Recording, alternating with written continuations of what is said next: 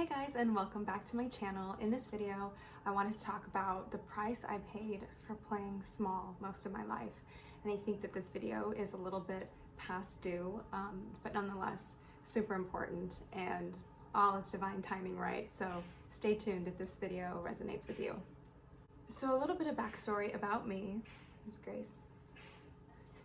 A little bit of backstory about me is that I grew up in quite an abusive household. It was not very safe. I was not safe to express myself fully. As a child, my father was extremely physically abusive and emotionally abusive to my mother or whatever woman was in his life at the time. And of course, when you see all that abuse growing up, you create some sort of mechanism to stay safe. And for me, it was many things: control and being the good girl. If I'm a good girl, if I'm quiet, if I keep to myself, if I do the right thing, I'll never get in trouble. I'll never get hurt. I'll never get yelled at. I'll never get pushed down the fucking stairs. This sort of defense mechanism that we develop when we're children turns into some habits as we grow up that we feel keep us safe, but actually don't, and repress us. So I find that in my adult life, not only have I had some severe control issues, but also issues with letting go and issues with playing really small. This means being fearful of getting out of my shell. This means being fearful of having too much attention, which is funny because I've been an actress forever. Talk about that in a second. And fear of doing or saying the wrong thing to rock the boat. So I have found that in my adult life, I have taken responsibility for far too many things that were not my responsibility, but I did it to keep the peace, or what I thought was keeping the peace. And here's what I've learned.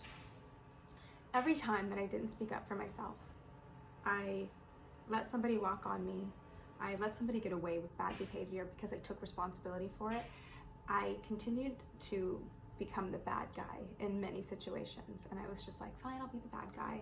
I didn't want to use my voice. I was scared. I have been terrified of anger my whole life. Reasonably so. I grew up with a lot of anger and I wasn't safe around it. So when I feel anger come up in my body, if I tried to raise my voice, more often than not, I would just break down crying because it wasn't a safe emotion for me to feel. And I felt that if I was loud or angry or yelled or expressed myself in this way, I would lose somebody or get hurt physically or emotionally. And it was just easier to not rock the boat. Okay, how wrong I was. I didn't even know how fucking wrong I was. And I will say that in this year, 2020, I've been roaring louder than I've ever roared in my life. I have been feeling so much anger and just moving through the oppression in my body around this. The only reason I'm keeping it down is because my boyfriend's working upstairs and the door's open. But I have been louder. I have stood up for myself more, and there's more to come. I'm still learning. But the price that being small costed me was so heavy, so much, and I didn't even see it happening until now. I look back and hindsight is 2020. But I lost so much money because I'll just take care of it, I'll just handle it. I have fucked my credit for taking responsibility for things that weren't mine. I have lost so many friendships because when they were upset about things, I would just let them do their thing and I would take responsibility because it's okay, it's my fault, like I'll take it, and I don't want to downplay your experience, instead of standing up for myself and going, no, enough. And you know what happens to those people who I took responsibility for everything? Take responsibility for what you have to take responsibility for. Personal responsibility is sexy, but when you take responsibility for what's not yours, you are preventing other people from growing and changing and developing. You are letting them sit in the story that they're always right.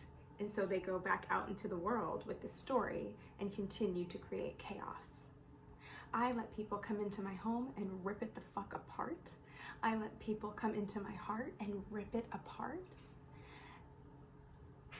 I found myself at 102 pounds, completely lifeless, drained, terrified, shaking in my body after I had done so much work on myself for years. I had healed a chronic pain illness.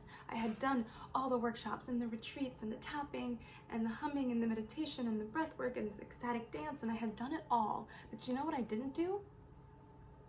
Let my voice be free. I didn't stand up for myself. I continued to get small because small was a comfort zone for me. Comfortably uncomfortable, but isn't there comfort in discomfort if it's the only thing that we've known? And discomfort in what would be comfortable if we don't even know it? Think about that. So I risked my own health, my own heart, my own soul, my own bank account, my own credit, because I didn't use my voice, because I played small. No one ever got anything from playing small, and here I was thinking that I could be this goddess lioness roaring, and I couldn't fucking find my voice.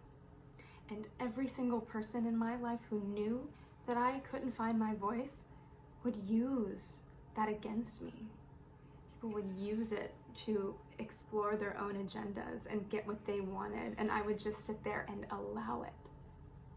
And now things are coming back up, and I'm just like, no, I'm not available for that anymore. I'm not available to continue to further the narrative that I'm the bad guy or I'm the villain. I'm not available to continue the narrative that I'll just take responsibility for it and I'll just pay it off. I'll just, whatever it is. I can't tell you. The price I paid for playing small is so big.